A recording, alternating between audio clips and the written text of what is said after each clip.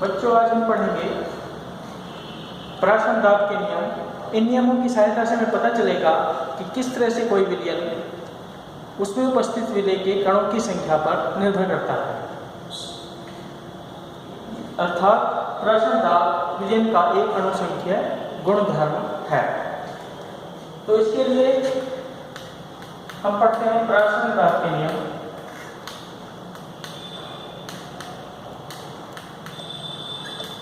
प्राशन दाब के नियम जैसे गैस के नियम है, गैसीय नियम, बायर के नियम, चार्ल्स के नियम, इसी तरह से वान डहाक नामक वैज्ञानिक ने प्राशन दाब के नियम दिए। पहला नियम है बायर वान डहाक नियम।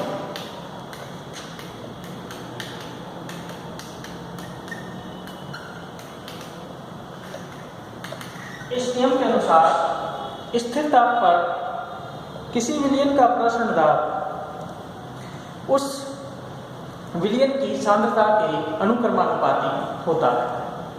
तो लिखेंगे इसको इस तरह से, स्थिर ताप पर, ताप स्थिर रहना चाहिए, स्थिर ताप पर किसी विलयन का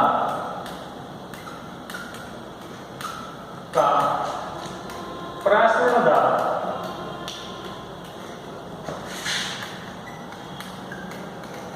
विलयन की सांद्रता के अनुक्रमानुपाती होता है।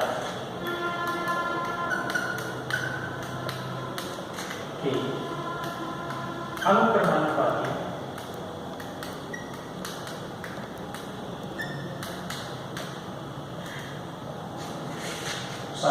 होता है। माना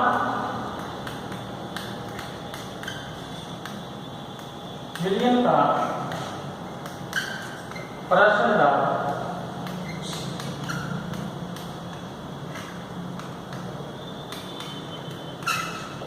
P तथा सांद्रता C है, तो स्थिर ताप पर क्या हो जाएगा? E समानुपाती C। और सांद्रता का मतलब क्या होता है? यदि मोलरता में हम लिखें मोल प्रति लीटर, तो हम लिख सकते हैं या P समानुपाती N बटे B। N क्या है? मोलों की संख्या और B है आयतन।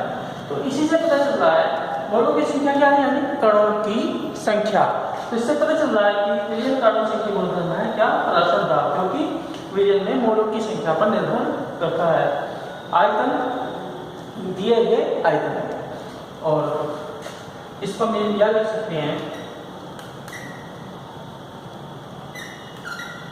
P समानुपाती 1 बटे B।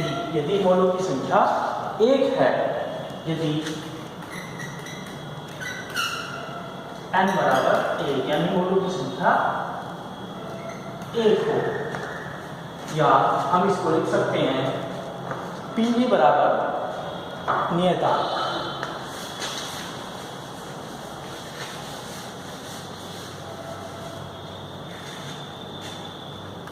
PV बराबर नियतांक।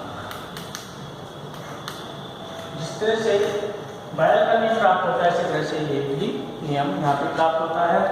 दूसरा नियम है चार्ल्स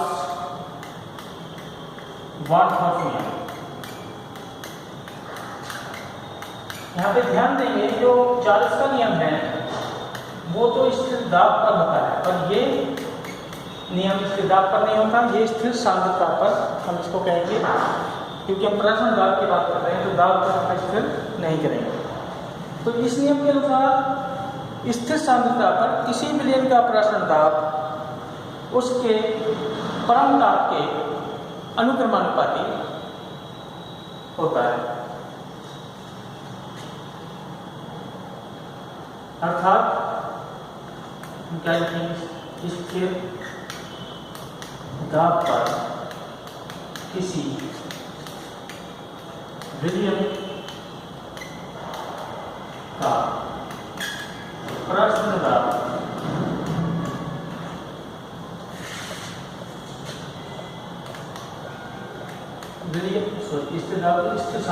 स्थिर सांद्रता पर प्रश्न दाब विलयन के परमताप के अनुक्रमानुपाती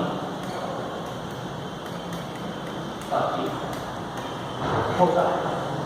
अब मान लीजिए कि सांद्रता तो स्थिर है विलयन की और उसका प्रथम दाब है P और परम दाब है T, तो P समानुपाती किसके हो जाएगा T के, यानी ताप बढ़ेगा तो प्रथम दाब भी बढ़ जाएगा, तो ताप घटेगा तो प्रथम दाब भी घट जाएगा। यहाँ पे हमने कणों की संख्या स्थिर कर रखी है, विलयन के कणों की संख्या कह दो, विलय के कणों की संख्या, पर ताप क्या है, ताप विलय का गुण नहीं है, ना ही विलायक का गुण है, या बदली गुण है, तो इसलिए हम कह सकते हैं कि जो प्राशन दाब है वो विलय की प्रकृति पर निर्भर नहीं करता, बल्कि विलय के कणों की संख्या पर निर्भर करता है, अर्थात अणुसंख्यक गुणधर्म है, कोलिगेटिव प्रॉपर्टी। अब यहीं से हम कह सकते हैं इसको, या P/T बराबर नियतांक। तो इस तरह से दो नियम प्राशन दाब के दिए गए हैं और इनके आधार पर आदर्श विलयन समीकरण या सामान्य विलयन समीकरण दी जाती है, जैसे आदर्श गैस समीकरण दी जाती है, उसी तरह से तो उसको के साथ साथ बताएं।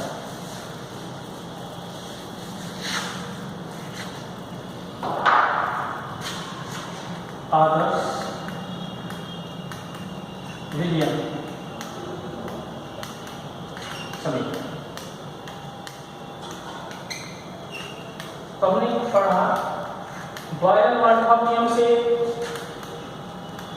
PV बराबर नियतांक, और चार्ल्स-मार्कॉफ नियम से हमने पढ़ा P/T बराबर नियतांक। तो यदि हम दोनों नियमों को कंबाइन कर दें तो क्या हो जाएगा, PV/T बराबर नियतांक, और इस नियतांक की जगह दिया जाता है यहाँ पे S मतलब सॉल्यूशन, वहाँ पे R दिया जाता है आदर्श गैस समीकरण में, यहाँ पे दिया जाता है S, पर इसका मान जितना R का होता है 0.0821, वही मान इसका होता है S का, यानी S स्थिरांक और R स्थिरांक का मान एक ही है, या हम इसको लिख सकते हैं P बराबर HT।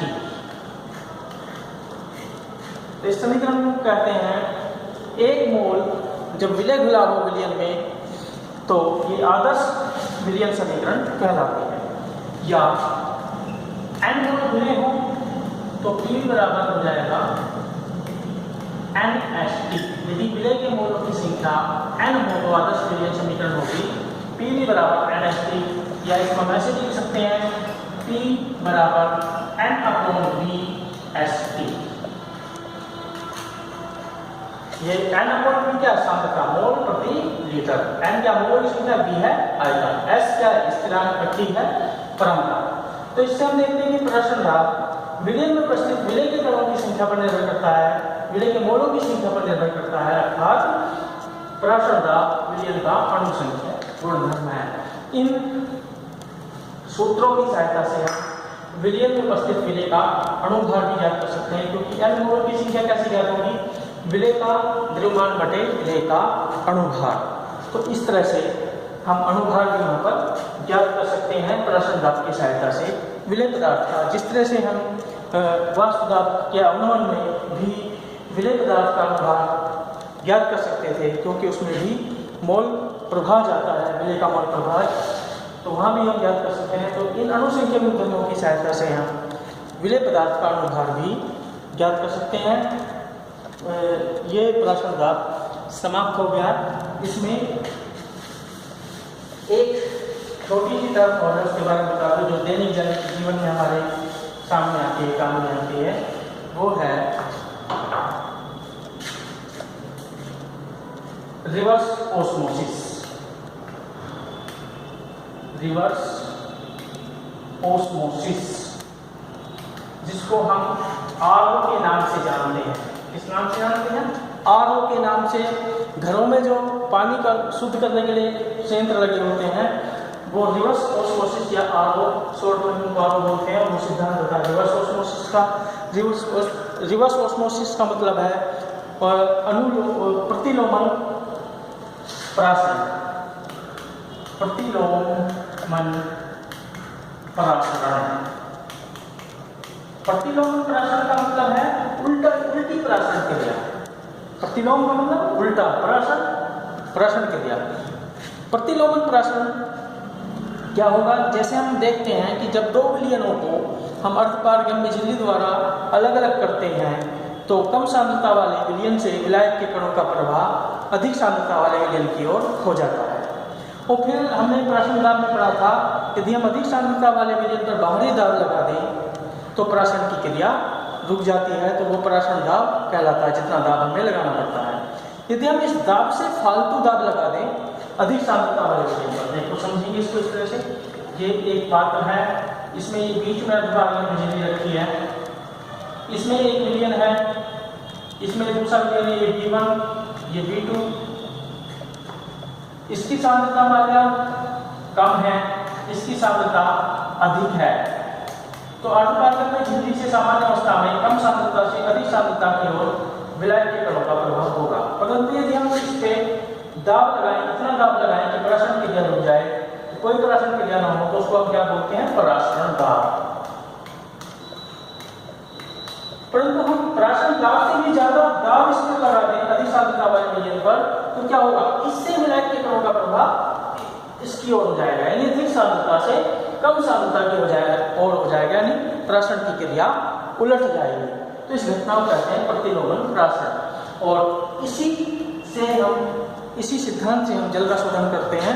यदि हम इसमें समुद्र का जल भर दें, समुद्र जल की सांद्रता बहुत अधिक होती है और इस पे हम अधिक दाब डाल दें, प्राशन दाब से अधिक दाब डाल दें, तो इसमें से जल के कणों का प्रभाव इस ओर को हो जाएगा, शुद्ध जल के कणों का प्रभाव, तो जिससे हमें शुद्ध जल प्राप्त हो जाएगा। तो ये दूसरा अणुसंख्यक गुणधर्म जो प्राशन दाब है वो समाप्त हुआ आज। इसके बाद दो अणुसंख्यक गुणधर्म क्वथनांक विन्यास और हिमांक ये बचे हैं, और इन चारों पर आधारित जो आंकिक प्रश्न है वो मैं बताऊंगा